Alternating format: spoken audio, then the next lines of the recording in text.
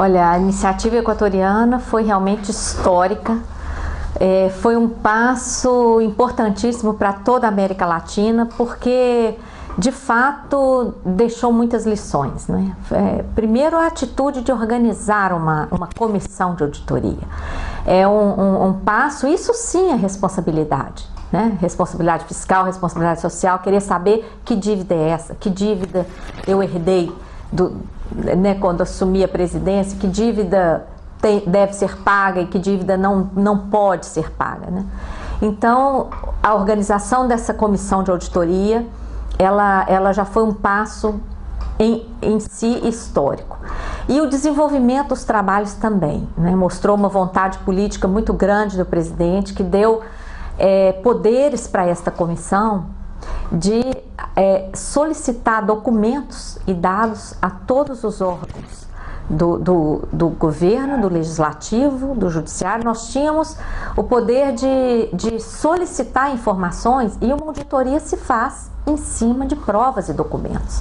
Então, enfrentamos algumas restrições. É claro que muitos dos comprometidos com esse processo histórico de endividamento ilegítimo ainda estão presentes em vários órgãos. Enfrentamos sim uma série de problemas, uma série de limitações, mas foi possível fazer um trabalho. Eu trabalhei especificamente na subcomissão de dívida com a banca privada, que é um processo parecidíssimo com o brasileiro, porque começa na ditadura militar, a maior parte da dívida privada, inclusive títulos, bônus de dívida externa, que provavelmente significaram o financiamento das nossas ditaduras militares, porque eram títulos que nós não conseguimos comprovar o ingresso daquele recurso no país, não conseguimos comprovar sequer o controle, eram emitidos por decretos secretos. Então tem grandes e fortes indícios de que esses títulos significaram a conta formal que nós tivemos que firmar para financiar toda aquela espionagem, todos aqueles procedimentos que ocorreram nos nossos países durante aqueles anos 70, em que estavam submetidos ainda à forte ditadura militar. Depois, no início da década de 80, aquela dívida privada e toda aquela questionável dívida em títulos, ela foi transformada em dívida do Banco Central, né? E foi transformada de forma ilegal, porque Banco Central, como agente financeiro, ele não poderia ser o devedor, mas foi. E depois, aqui na CPI da dívida no Brasil, nós identificamos processo idêntico, inclusive contratos com nomes coincidindo, datas coincidindo, impressionante.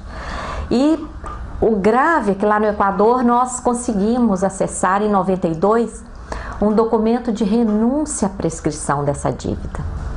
Isso é, quando essa dívida foi transferida para o Banco Central, os contratos eram todos firmados segundo as leis vigentes nos Estados Unidos e Londres e na Inglaterra. E essas legislações previam que as dívidas não eram eternas, as dívidas decaíam, prescreviam depois de 6 anos de problemas em relação ao pagamento. Como todos nós tivemos crises da dívida desde 86, houve alguma parte de juros ou alguma parte de principal que deixou de ser paga. E essa legislação internacional dizia que quando alguma parte da dívida não fosse paga, toda a dívida, todo o vencimento daquela dívida se antecipava para aquela data. Então, ao mesmo tempo que isso aí era um grande ônus para nós, esse aí passou a ser o prazo de contagem inicial para a prescrição da dívida também, que também estava prevista naquela legislação. Então, em 92, essa dívida prescreveu, morreu. E nós encontramos lá no Equador os documentos das autoridades equatorianas renunciando a essa prescrição, ressuscitando uma dívida já morta, né? E em 94, 2 anos depois, essa dívida foi transformada nos bônus Brady e logo depois nos bônus globais, né? Aqui no Brasil, a história acompanhou os mesmos passos. Na CPI não conseguiu acesso a esse documento de renúncia à prescrição, embora vários outros documentos que acessamos mencionem um contrato de renúncia que nós não conseguimos acessar. Provavelmente aqui no Brasil aconteceu a mesma coisa e essa dívida ressuscitada foi transformada em braid, depois esses braids serviram para comprar as nossas empresas privatizadas e ainda foram transformados em dívida interna. Pois é, aqui no Brasil chegou a ser formada uma comissão no Congresso em 89 para realizar essa auditoria, mas não conseguiu fazer o trabalho. Tem um relatório muito importante do senador Severo Gomes, que levantou indícios de ilegalidades, inconstitucionalidades no processo de endividamento brasileiro, no pouco que ele conseguiu ter acesso, né, em termos de documentos. E Severo Gomes faleceu, né, naquele desastre junto com Ulisses Guimarães, e esse trabalho dele ficou interrompido. E lá no Equador, embora a Constituição ainda não prevesse a auditoria foi realizada e deu resultado, né? Quando o Rafael Correa apresentou o relatório e apresentou uma proposta para o mercado de reconhecer no máximo 30% do valor dos títulos ainda existentes, 95% dos detentores desses títulos concordaram em entregar os títulos. O Rafael Correa conseguiu anular 70% da sua dívida externa. Aqui no Brasil, embora esteja prevista na Constituição, até hoje não conseguimos realizar. Em 2000 foi realizado um grande plebiscito popular, mais de 6 milhões de brasileiros participaram desse plebiscito, e esse plebiscito deu origem à nossa luta, né, que é a auditoria cidadã da dívida. Nós procuramos desde então, e em respeito à nossa Constituição, em respeito a esses 6 milhões de brasileiros que votaram, nós buscamos resgatar documentos, estudar o que nós conseguimos acessar, publicamos todos os nossos estudos em nossa página www.dívida-auditoriacidadã.org.br e, enfim, procuramos chamar a sociedade, alertar para o problema que hoje está presente, né, diante da crise da dívida dos países do norte, né, Estados Unidos e Europa, mostrar que aqui no Brasil também a dívida, o sistema da dívida está sendo usurpado, né? O mecanismo, o endividamento público, ele deveria ser utilizado e é um instrumento importante para auxiliar o financiamento do Estado, para completar as receitas que o Estado ofere a partir dos tributos, não é? O que ele não consegue arrecadar, o endividamento poderia completar para que o Estado cumpra o seu papel. O que nós temos apurado nas nossas investigações? Que o endividamento público não tem sido esse instrumento de complementação de recursos para que o Estado cumpra o seu papel. Ao contrário, o endividamento público tem sido um mecanismo de retirada de recursos do Estado e transferindo esses recursos para o setor financeiro, principalmente para o setor financeiro privado, não é?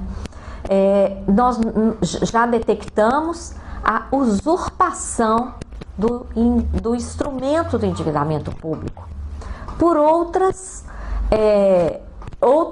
coisas que não são dívida, porque dívida é para financiar o Estado, né? Então nós percebemos historicamente a utilização do endividamento público para financiar a ditadura, para recepcionar dívida privada, né? Para pagar juros, e a dívida não é para isso, né? A dívida é para financiar o Estado. Não, a Constituição proíbe emitir dívida para pagar juros, né? PROER, já tivemos o PROER para salvar bancos, e agora o anúncio de que talvez utilizemos a nossa dívida para comprar bônus da dívida europeia.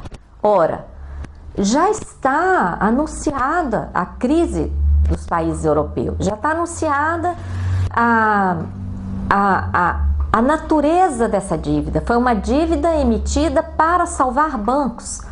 E salvar bancos de quê? de derivativos sem lastro, de papéis podres, que a grande imprensa chama de ativos tóxicos, né? Quer dizer que agora o instrumento do endividamento público vai reciclar esses papéis podres? Nós vamos aceitar esses papéis podres e emitir dívida? Isso não tem fim. A dívida tem que ter uma contrapartida, né? Uma contrapartida real em bens e serviços, porque a dívida é um procedimento muito oneroso, né? Então nós buscamos, professor Nildo, com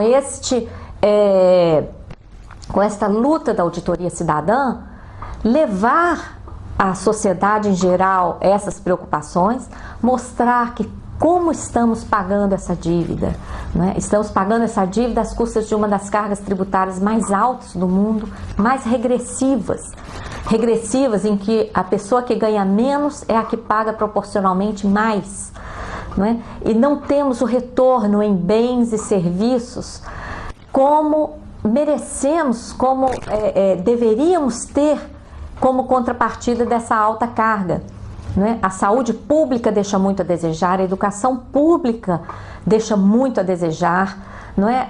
Os profissionais públicos estão com carga de trabalho elevadíssima e não estão conseguindo prestar um bom serviço porque são mal remunerados e ainda por cima não têm os meios para prestar o serviço que a sociedade merece, né? Temos problema de saúde pública, temos problema de segurança, de transportes, ou seja, o Estado está ausente, não é, dos diversos setores essenciais e está a serviço do pagamento de uma dívida nunca auditada, transferindo enormes somas para o setor financeiro privado.